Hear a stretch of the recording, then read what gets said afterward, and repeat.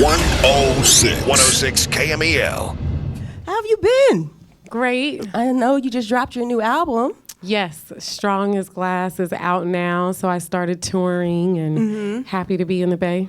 So tell me about this new album. What makes it different from all your previous albums? Isn't it your fifth album? It's, well, kind of, because we put out the EP of Closer, and then it came out officially as Even Closer. Yeah.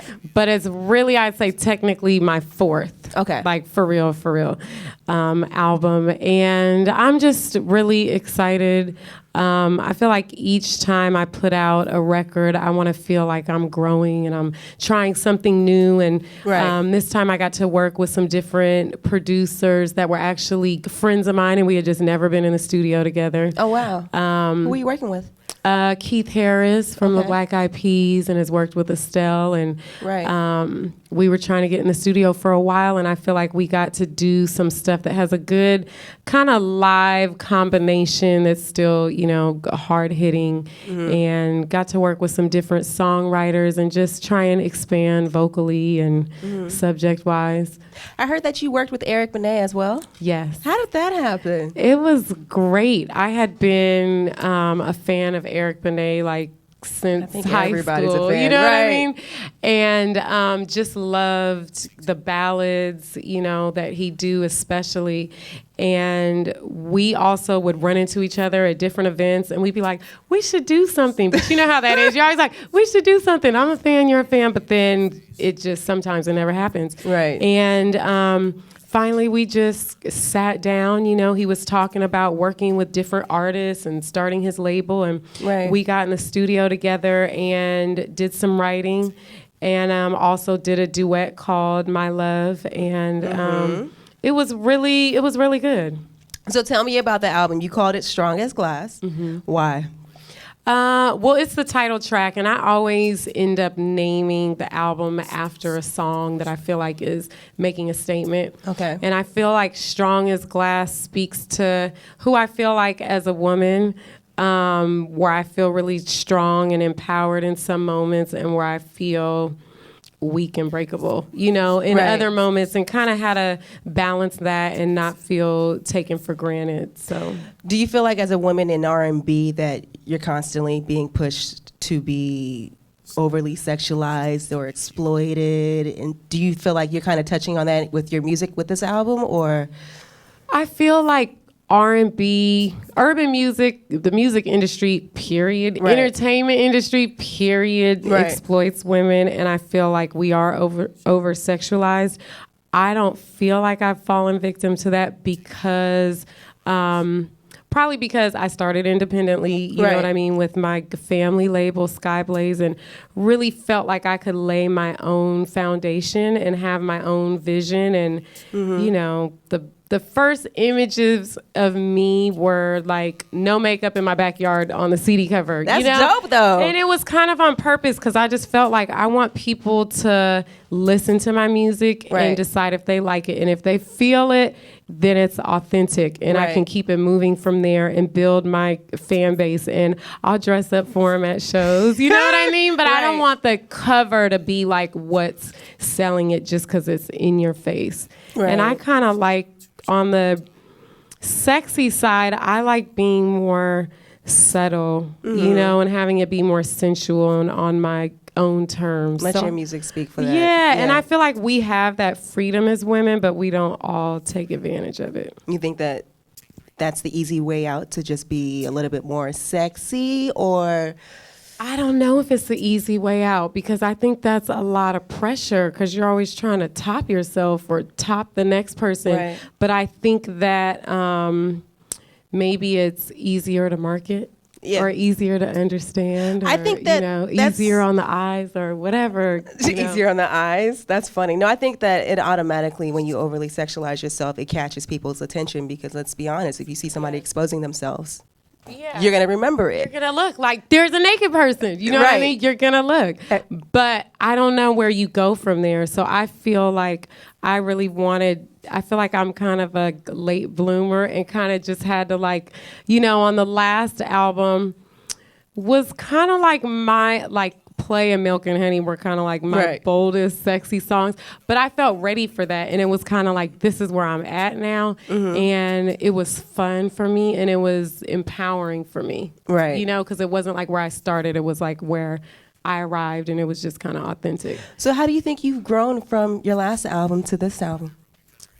I don't know. I just try and get bolder and more open at the same time. Because I think, you know, as a singer-songwriter, it's like lyrically, you know, and emotionally, you kind of always have to let down your guard in the studio. Right. But it's still easy, you know, just as a person to kind of have a shield up. So I just try and figure out how I can keep being open and even open to different creative ways of working and how to write and how to collaborate with people. And I got to collaborate with Snoop on this. That's what I was going to say with Hey Boy. Yeah. Didn't Estelle help with that record as well?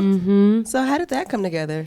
I met her through, you know, Keith Harris, one of the producers, and I just kind of like got into the vibe of some songs that she was starting, and I was just like, I really feel this, and which was kind of different for me. Right. You know, as an artist, I started out like writing everything and being involved in every single step of the way.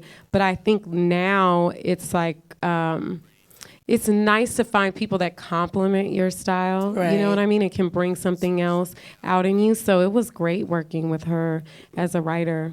And then Snoop, I met him a little bit before I recorded Hey Boy. Okay. And I was already a fan, but I was going to say, did he try to get you high?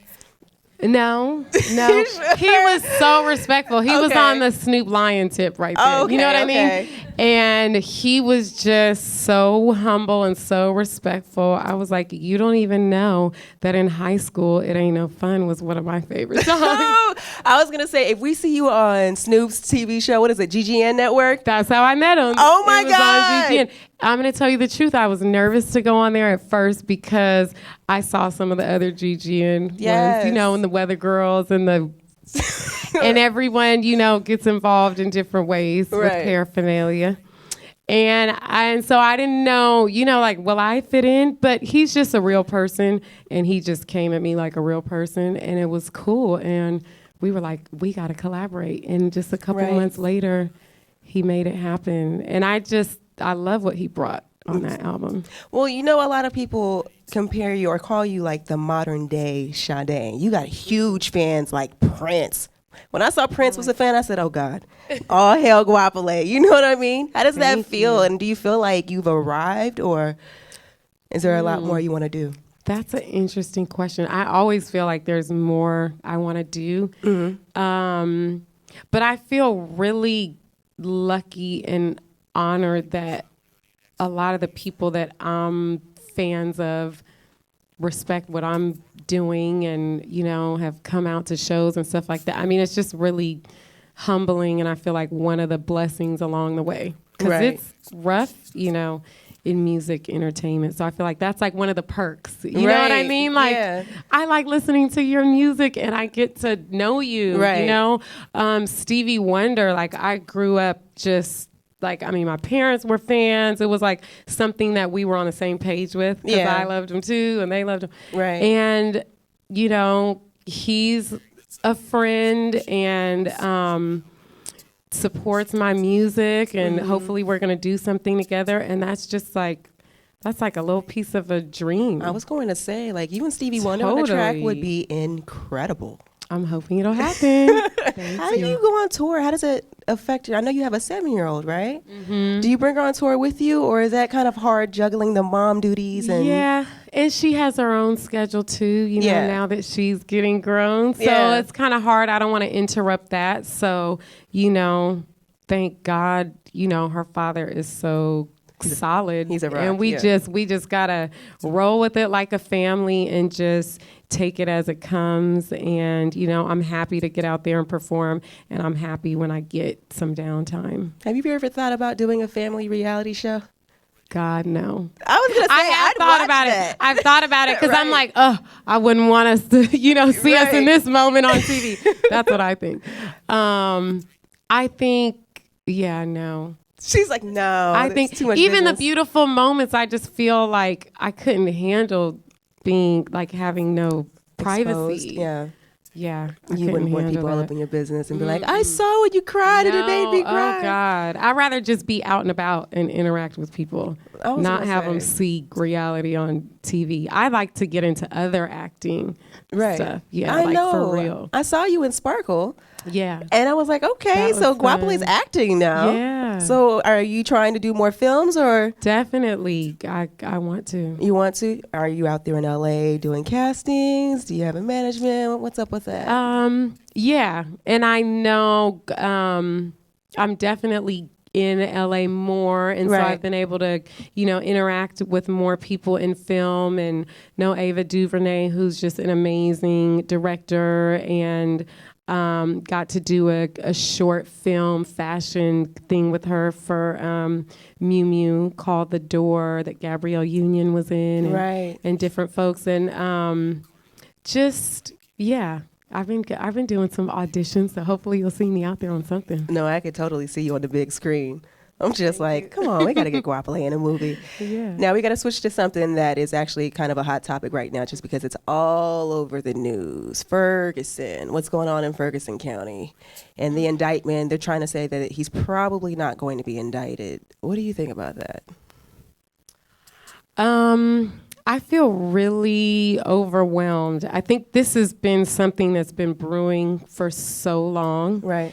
And kind of when I was at the end of my album, it was, mostly love songs. And I was thinking, I need to sing something that talks about what is going on in our communities as far as police brutality, as far as just how many people are dying, how many young people are dying, and how it feels like people's lives just aren't being valued. There's just some kind of desensitizing that's happening that's, So I felt really overwhelmed with that. And the statistics are crazy in Chicago and Oakland and the FBI said that Oakland was like the #1 crime-ridden city in California. I don't believe that though. I know. I saw it. And I was like, I think sometimes statistics can get flipped to look a certain way, so you have to be careful. Because I also feel like Oakland is one of those places where people are gonna rise up, you know. And there was like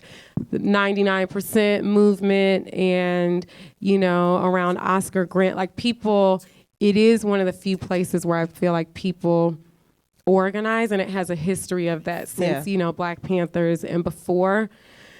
So it has issues, it has issues, but I feel like it also has that empowering side of where it has strong roots in social activism and where people feel like they can fight for something. And I think as horrible as the situation is in Ferguson, it's also empowering to see how many people are coming together and organizing from all around the country non-violently. You know what I mean? Like they're just waiting to just arrest more people, but I feel like people are being so it's so much unity around it. And even Cornel West is going out there, and Talib Kweli, and all kinds of people from all over the country. So I feel like the more that people expose what's happening that's not right, and the more people come together to organize to say, we've witnessed this, we're not down for it, we're not going to stand for it, and we demand to see something different. I mean, that part of it is empowering. So it's a scary, horrible situation, but it's also, I think, empowering to know, like, people care. So things will change eventually. I know. I think it's something that's definitely ongoing and is going to continue to be a problem until we kind of somehow force a change. But as a mom and raising a child and seeing what's going on across our country with our kids, like how do you explain that to your child and prepare her for the future, especially with what women in the industry and even children of women in the industry have to deal with? Like, how do you prepare them for that? I don't even know. I'm still figuring it out. I'm trying to figure out how to raise an empowered girl. Right. Who, so that she can feel like she can do whatever she wants in the world, and how to not put my issues on her. Right. You know, and how to listen to what she's saying, because she has brand new eyes, so she's looking at things differently, and she's asking like, why is this like this? But it's like, I don't know. I mean, she's learning about the world really quick, so I'm just trying to figure it out. Girl, you know, I had to ask because I'm like, I got 6-year-olds and 7-year-olds who are like, and I'm like, I don't know what to say right now. Yeah, and you don't want to make them just feel scared. Yeah. Because it's like, they should feel like they can do anything. And if something's wrong, it should be a surprise. Right. It should be a surprise. But you don't want to give them too much information at the same time. Yeah, and like, have a sense of history without feeling just like scared and depressed all the time, you know? Yeah, no, I completely understand. Well.